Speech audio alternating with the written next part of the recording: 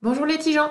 Alors je vais vous proposer une nouvelle série de vidéos, non pas sur le jardin, mais sur le projet de construction de maison que j'ai avec mon conjoint et qui va s'intituler la maison des chatons parce qu'on nous surnomme comme ça, c'est nos petits surnoms entre nous.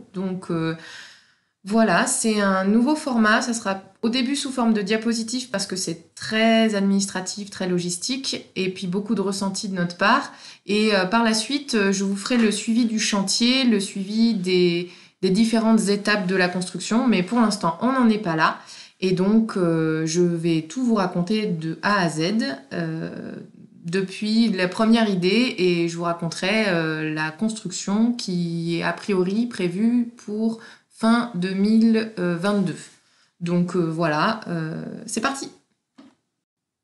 Cette présentation vise à vous donner un retour d'expérience des toutes premières phases du projet de construction. Donc par où on a commencé?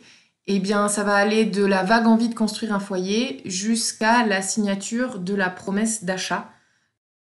Donc vous avez le détail du plan sur votre écran. Il faut savoir que depuis la fin de nos études, il nous a été impossible à moi et mon conjoint de nous trouver un travail au même endroit, nous permettant d'habiter ensemble. Donc c'est assez récent le fait d'habiter ensemble. Et voilà, après 5 ans de couple, on a enfin réussi à s'installer dans le Cher et on a chacun trouvé un travail stable qui nous permet d'envisager la suite de nos projets. L'idée d'une maison commune n'était pas une évidence pour moi au début, j'avais peur de m'engager et mon rêve était initialement de vivre en tiny house proche de mon conjoint et cela m'évitait d'emprunter beaucoup d'argent et je pouvais emmener ma maison si je devais à nouveau changer de travail. Donc voilà, mais rien ne se passe comme prévu dans la vie et j'aime beaucoup mon travail ici et vivre avec mon conjoint s'est révélé bien plus agréable que ce que j'avais imaginé initialement. Donc on a pu envisager la suite. De plus, nos parents respectifs, voyant que nous nous penchons sur notre avenir, sont arrivés en soutien et ce qui nous a permis de revoir nos ambitions à la hausse en termes de projet parce qu'on ne voulait pas s'endetter sur un trop long terme et on voulait minimiser notre impact sur l'environnement, ce qui réduisait au début les possibilités de projet. Donc voilà d'où on est parti. Alors au début, on va pas se mentir, on a vachement tâtonné dans nos recherches. Moi, j'avais déjà fait des recherches sur les bâtiments existants lorsque j'étais arrivée dans le Cher début 2020. J'avais regardé qu'est-ce qui existait au niveau des maisons individuelles et j'avais rien trouvé qui m'intéressait. Donc on s'est tourné plutôt sur des recherches concernant les terrains à bâtir et on a du coup déjà regardé ce qui existait d'un point de vue général en termes de prix, en termes de surface, en termes de position par rapport aux villes. Voilà. Et nous, le seul critère déjà présent, c'était qu'on voulait que ça soit pas trop loin de nos lieux de travail.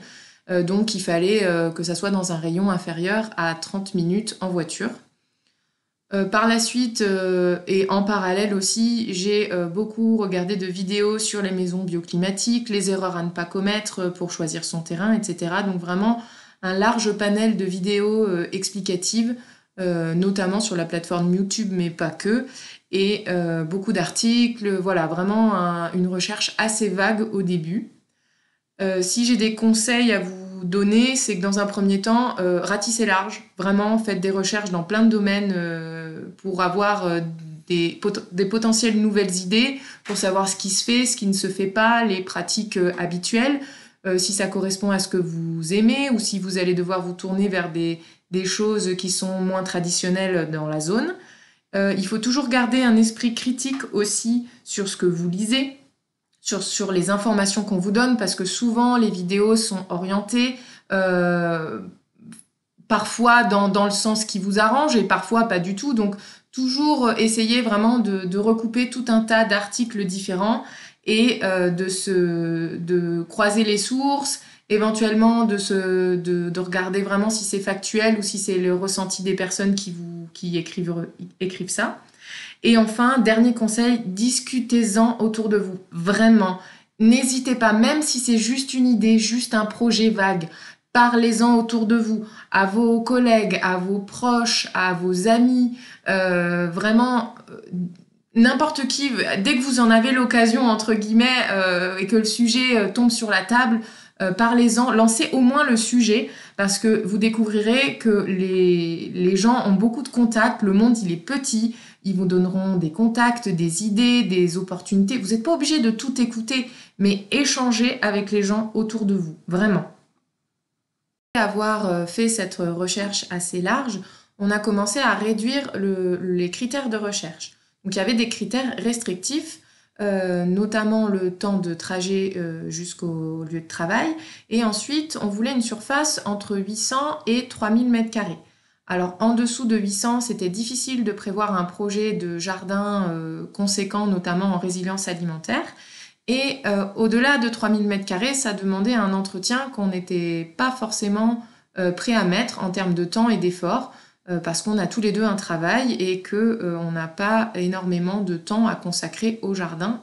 Et surtout, avec une surface pareille, ça nous semblait peu probable qu'on ait assez de temps pour nous en occuper. Les critères de sélection de la recherche, donc c'est-à-dire une fois qu'on a mis les critères restrictifs, c'était nos critères de sélection, c'est-à-dire qu'on mettait dans un tableur Excel. Donc il y avait la présence d'arbres ou d'espaces verts à proximité ou sur le terrain, un environnement a priori peu bruyant, donc on a enlevé proche de voies de chemin de fer, proche d'un restaurant, enfin voilà, ce genre de choses. Ça peut être plein d'autres choses, hein, mais voilà.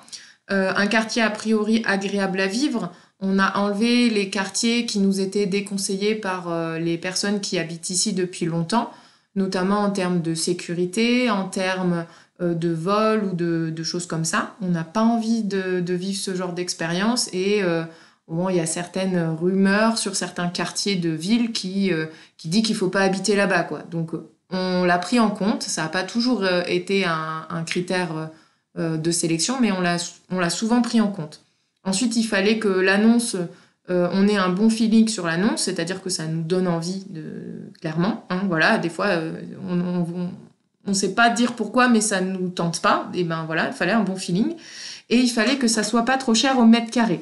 Donc pour ça, on divisait le prix par la surface proposée. Et sachant que dans ce prix, on comptait si c'était viabilisé ou non, et s'il y avait un assainissement non collectif ou une possibilité de collectif sur le terrain. Ça changeait le prix, entre guillemets, il fallait comparer les mêmes choses. Et donc on ramenait ce prix au mètre carré. Nous, les chiffres qu'on a pris, c'était qu'on a compté entre 8 000 et 15 000 euros pour viabiliser un terrain, et qu'on a compté environ 10 000 euros pour un système d'assainissement non collectif performant type microstation, donc un classique, pas une phytoépuration. Et il faut aussi penser à la nécessité des vidanges tous les 4 ans, qui a un prix si par exemple on construit une fosse septique. Donc voilà, c'est des critères. Il faut ajouter ce prix au prix du terrain pour comparer tous les terrains de la même façon. Après maintes visites, on a fini par faire une première trouvaille intéressante.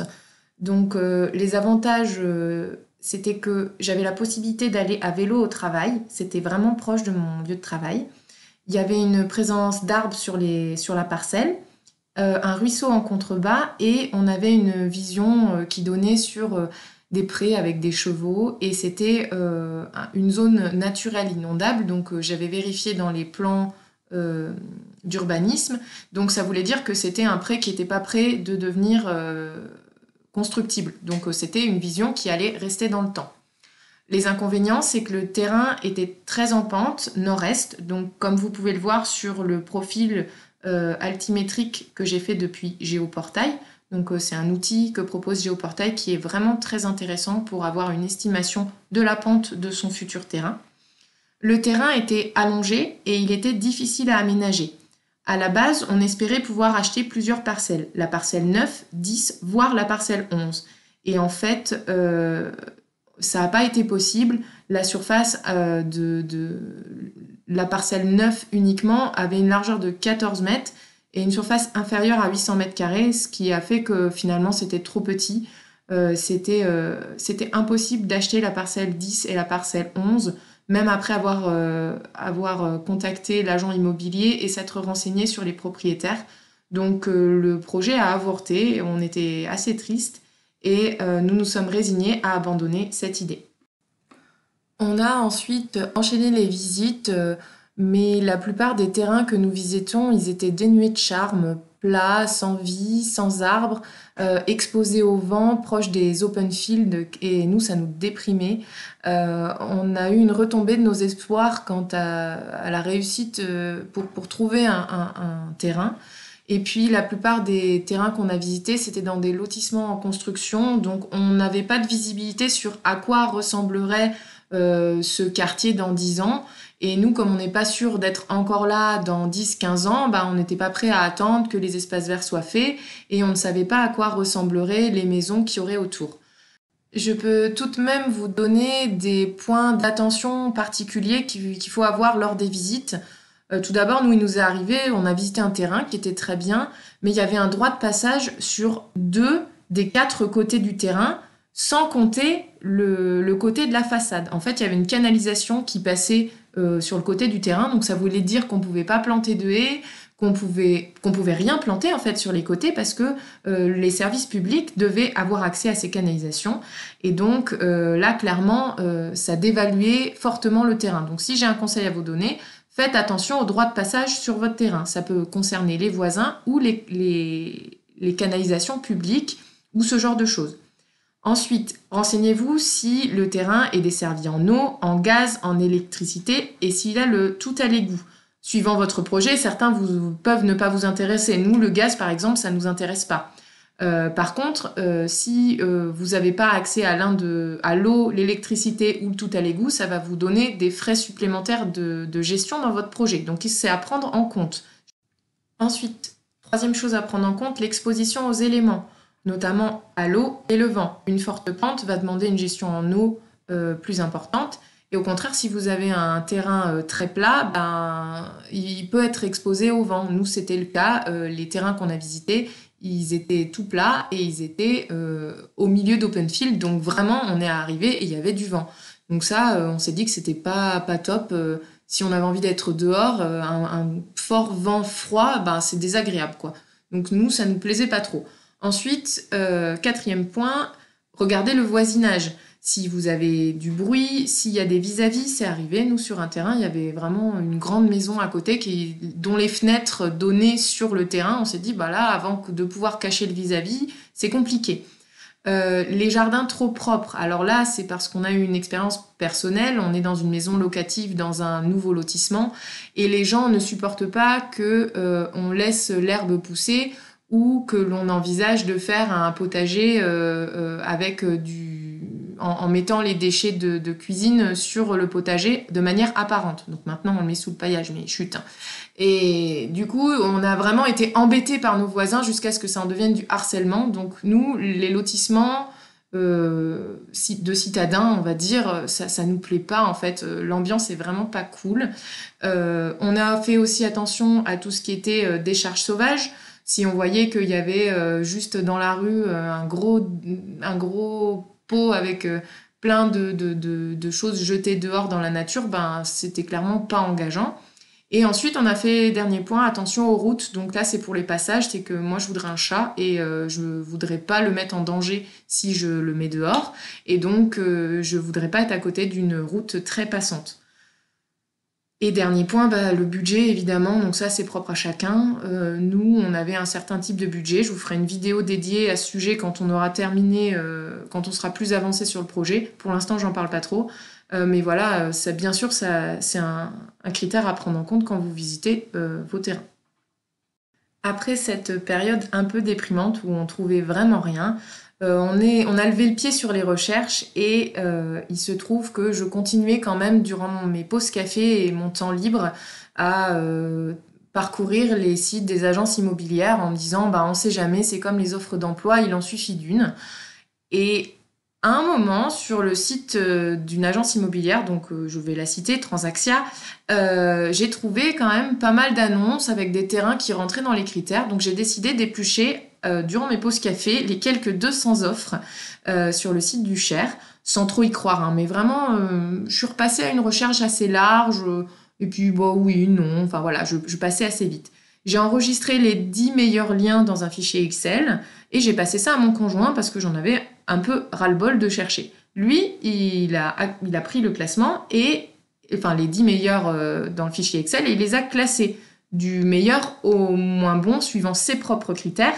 Donc lui, il avait pris le prix, les surfaces, les prix surfaciques, et le feeling. Voilà, il avait mis des commentaires sur chaque annonce. On a appelé les 3 antennes de l'agence immobilière parce que les terrains n'étaient pas affiliés aux mêmes antennes de l'agence immobilière. Et puis, on a appris qu'il y en avait 2 qui avaient déjà été vendus et on a échangé par mail sur des critères de sélection pour voir s'il y avait de nouvelles trouvailles. Et puis finalement, on s'est décidé à organiser une visite pour le numéro 1 du classement.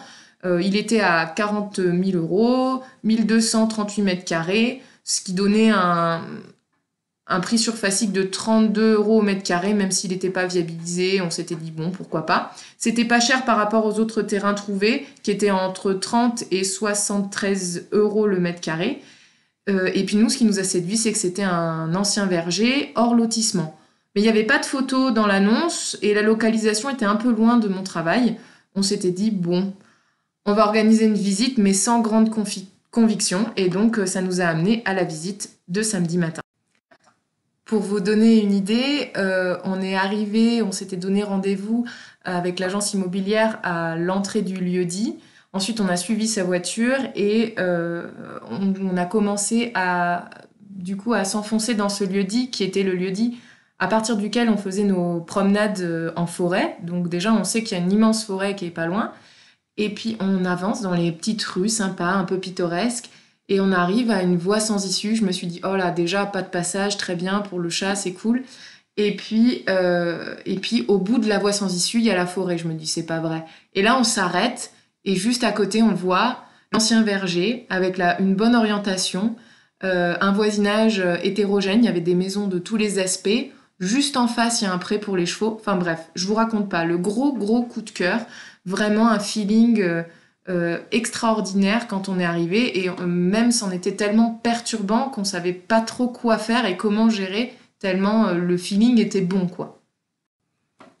Donc l'excitation du moment était difficile à gérer. On avait l'impression de s'emballer et de faire vraiment une grosse connerie quand on échangeait avec l'agent immobilier. Mais il y avait une réponse rapide à donner car il y avait d'autres personnes sur le coup. Alors au début, on s'est un peu méfié, on s'est dit il veut qu'on réponde tout de suite, il nous met la pression. Mais en fait, plus tard, j'ai confirmé avec le fils de la propriétaire qu'effectivement, il y avait énormément de gens sur le coup. Donc, un peu dans l'excitation, on dit à la fin du rendez-vous, on prend, quitte à se rétracter après, même si on n'aime pas faire ça, voilà, on a dit, bon, on prend, on réserve, go, quoi. Et vraiment, on a pris peut-être la plus grosse décision de notre vie, on ne saura pas. Et histoire de faire retomber l'excitation avant de reprendre la voiture, on a décidé d'appeler chacun nos parents pour redescendre et avoir un avis plus neutre sur ce qu'on était en train de faire. Heureusement, ils ont vraiment des réactions très posées. Ça nous a vraiment permis de nous dire qu'on n'était pas en train de faire une bêtise et qu'on était en train de sauter au contraire sur une bonne occasion. Donc on est rentré à la maison avec nos cerveaux en ébullition et on arrivait vraiment à se projeter sur ce terrain. Donc on a dit, bon, il faut qu'on réfléchisse, il faut qu'on discute sur ce projet. Et voilà, on était à peu près sur la ligne de départ, presque. Voilà. Pour moi, la ligne de départ, c'est vraiment la signature de l'offre d'achat. Donc en fait, c'est un document écrit sur lequel on peut négocier le prix, donc faire une proposition d'achat au propriétaire, mais ça n'a pas vraiment d'engagement. En fait, c'est vraiment le premier contact avec le propriétaire. En tout cas, c'est comme ça que nous l'a vendu l'agent immobilier. Après avoir regardé les prix sur le marché, on a finalement décidé de ne pas négocier le prix du terrain, notamment parce qu'il y avait vraiment beaucoup de gens sur le projet et on voulait pas du tout que ça nous passe entre les mains. On y en a longuement discuté et on préférait pas négocier de 1000 ou 2000 euros si ça risquait de faire se rétracter le propriétaire sur son offre. On a mis quand même des conditions particulières. On voulait qu'aucun fruitier ne soit abattu hors ceux de limite de propriété qui seraient nécessaires d'abattre pour le voisin de derrière, pour la construction de sa maison. Et on a mis aussi on a précisé que dans les 40 000 euros, il y avait bien les 5 000 euros d'honoraires de l'agence. C'était vraiment pas clair, donc j'ai préféré le réécrire, sachant que 5 000 euros, c'est très cher pour la région. Je sais pas si on va pouvoir le négocier au compromis de vente qui va arriver, mais voilà, vraiment, on a reprécisé parce qu'on voulait vraiment pas se faire avoir. Dans notre cas, l'offre d'achat n'a pas vraiment été faite de manière formelle par l'agence. Il s'agissait plus d'un document pour nous réserver le terrain, au sens où ça n'a pas été fait de manière très carrée. Les délais n'ont pas été respectés. Il y a des clauses qui n'ont pas été mises dedans, qui n'ont pas été remplies. L'agent immobilier nous avait rassurés au début en nous disant qu'il nous guiderait, mais au final, il a mieux valu se renseigner seul sur Internet parce qu'il n'était pas clair, évasif et pas très carré. Donc on a été très peu suivis en somme sur cette action. On a parlé autour de nous pour essayer d'avoir des informations et effectivement l'offre d'achat a pas vraiment d'incidence ou de valeur juridique. C'était vraiment un document écrit pour nous, pour dire aux propriétaires qu'on avait quand même envie de s'engager dans le projet. Donc après échange avec le propriétaire, bon voilà, on a clarifié les choses, mais voilà. On a signé notre offre d'achat et donc pour nous, c'était vraiment la ligne de départ de notre projet. Donc sur une échelle de temps, qu'est-ce que ça donne? Eh bien, on a démarré les recherches en mai 2020 à la sortie du premier confinement. Donc on a fait les premiers rendez-vous, on a fait des visites de terrain proches de notre maison locative dans le même quartier. Mais on avait un peu une mauvaise expérience avec le voisinage qui a fait que bon, les terrains étaient déjà petits, assez chers. On a décidé de se tourner vers un autre lieu. J'ai pris rendez-vous avec une agence immobilière constructeur de maisons clés en main. Alors la personne qui m'a reçue et moi, on n'était pas du tout sur la même longueur d'onde. Ça m'a vraiment dégoûtée de ce genre de projet où l'agent s'en fiche complètement en fait de nos envies profondes et vraiment c'est pas du tout par cette voie-là qu'on passera pour notre projet. Ensuite, j'ai eu un échange téléphonique avec le constructeur de maisons en paille Isopaille pendant 2 heures. Donc vraiment, je l'en remercie.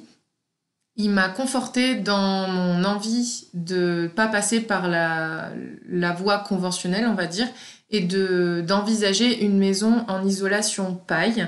La mère de mon conjoint était déjà avait beaucoup de connaissances sur le sujet.